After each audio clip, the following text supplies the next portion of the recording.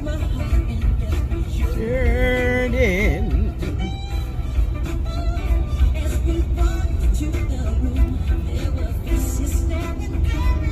in through me. Welcome to my room.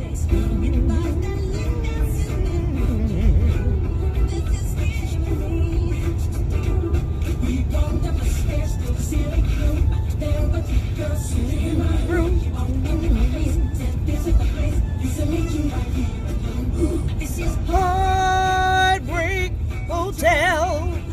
Welcome to Heartbreak Hotel. It's Heartbreak Hotel. Welcome to Heartbreak Hotel. Hey, hey. Hey YouTube, how y'all doing today? Okay, so I have a kind of little message for you guys. And my message is, even in the midst of your mess, God can still use your mess to bless. God still uses our mess to bless. Okay, so I'm going to tell y'all, I'm 50. So when I was like 19 or 20, I met this dude. And he liked to say he met me at 21. I think I was closer to 20. Just about to turn 21. Anyway, I met this dude. I was in the Army with him. He was an officer. He was a young lieutenant. I was a young E4. And I rolled up on him. Y'all, I'm going to tell y'all, this was the smoothest line. And I'm going to tell y'all, I was full of doo-doo. I ain't going to lie.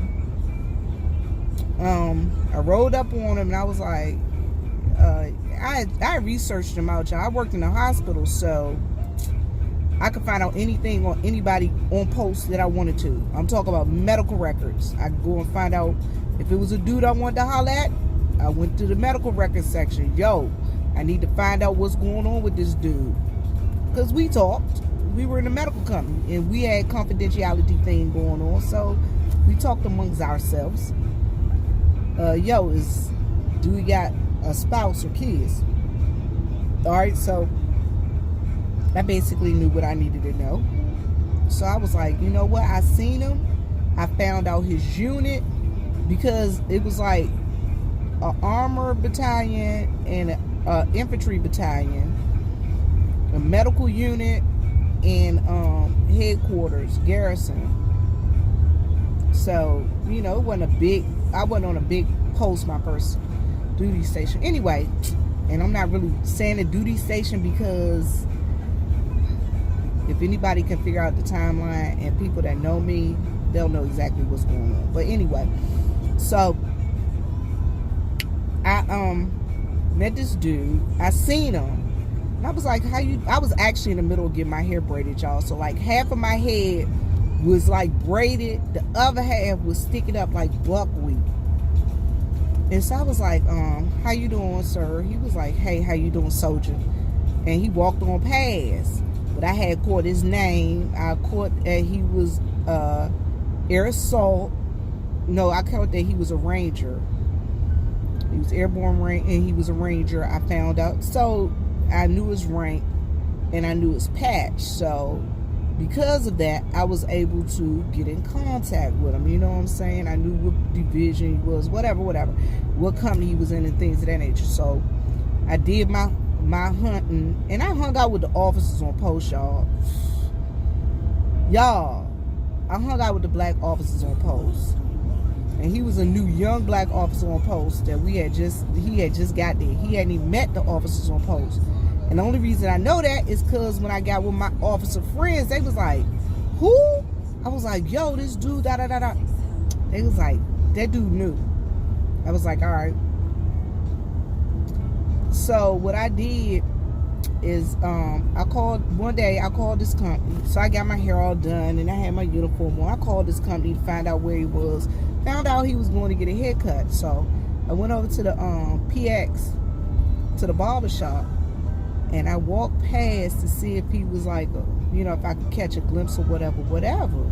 Couldn't catch a glimpse of him. So I rolled back past there, and y'all, I had a Jetta, a white Jetta, sunroof, and I used to pump Chubb Rock, treat her right. I used to love that song. And I mean, so I'm pumping that song, and I see him when he come out, and I'm about to leave.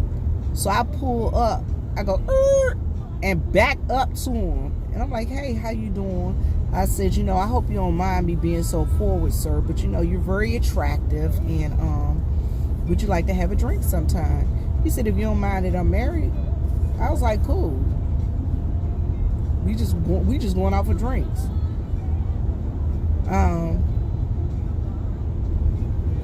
Fast forward to last night. He was like, we just celebrated our 30th wedding anniversary. Y'all, I don't know. And the dude and I, we're friends now. We're just friends. But I bust out and I started laughing. He was like, what are you laughing at? I said, he was talking about, I'm a good daddy. I'm a good boyfriend, but I'm an ain't shit husband. I'm like, nah, you can't say that because you ain't been an ain't stuff husband all the time. You just had some snafus. And then I bust out and start laughing again. He said, what are you laughing at, girl? I said, you know what?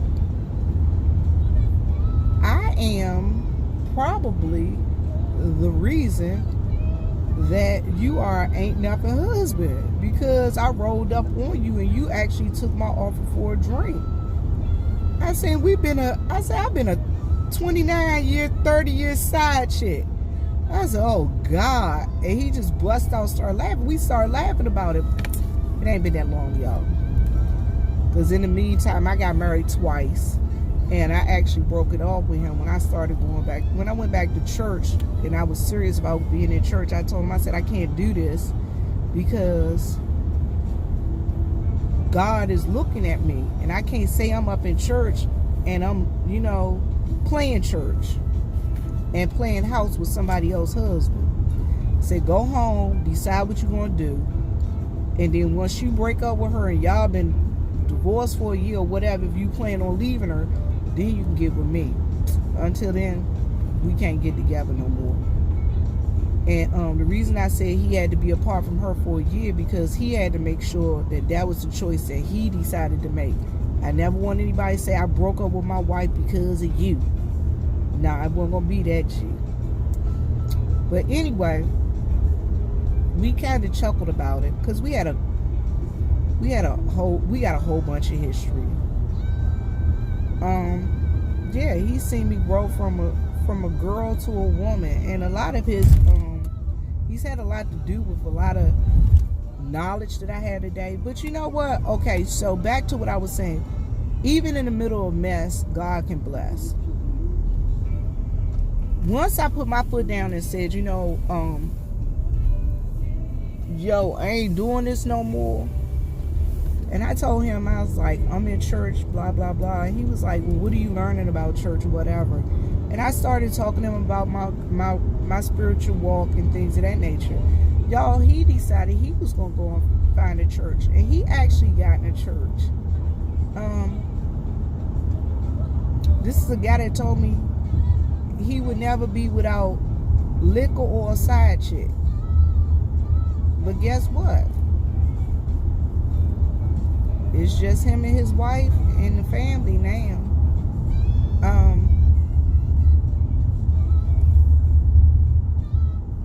So he went to church. He got his life right. His children, he got saved. His children got saved. And his wife started going to church with him. But I say all of this about God a bless in the middle of mess. I was wrong for what I did. I really was. I was really, truly wrong for being a side chick. I was wrong. But I don't think that there are any mistakes. I think there are things that we do that we don't feel proud of. But as long as we learn from what we did, I think that is the most important thing. And every moment I have, I use it as a teachable moment. I learned something from it. And what I've learned from this situation is God will even use a messy situation to get glory and blessings and things of that nature, and work to get somebody else where they need to be.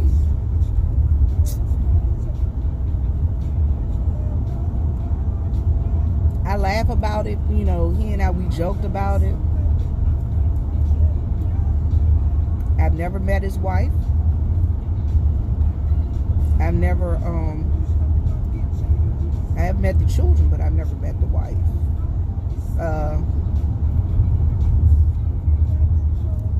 And I never put myself in a situation where I'll try and break up a marriage. That ain't me. I've done some wrong and some dirt in my life, but I've never been that chick to be like, leave your husband. For me, nah. Stay with her. But leave your wife for me. Telling husbands leave their wife. Stay with your wife. Because if you want to leave, you leave on your own accord. You never say Vivian made you do nothing.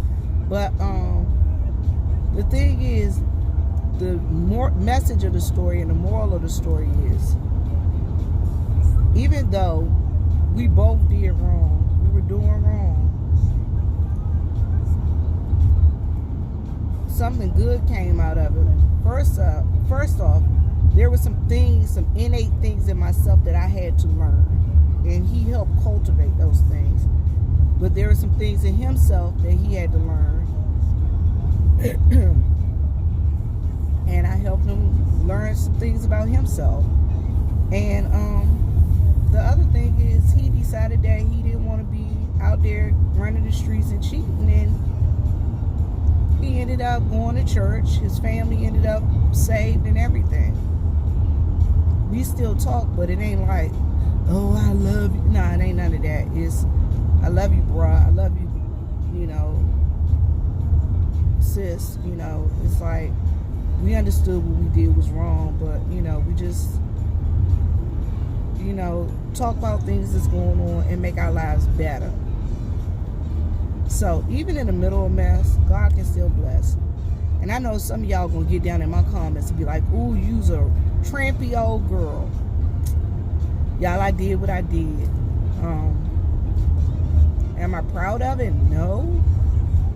Not proud of it. It was a situation that happened, though. And it all is all part of these life lessons and building blocks that we have to build on. So, that's where I'm at. So, but as Mom always says, live, love, and laugh. And as Dad always says, Lord, make me a blessing so I can be a blessing. Yeah. I'm just saying. You know what I'm saying?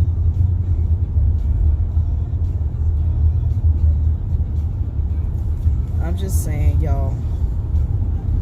Even in the middle of mess, God can bless. So, God still did get some glory out of this because he ended up, with some new souls. And dude decided he was going to do right. What's Inman? Inman Mills. Oh, they must got a new mill coming up here. I think I'm going to try and get me a job. Not there. Anyway, y'all, like, share, and subscribe. And I'm out. Have a great one. Peace.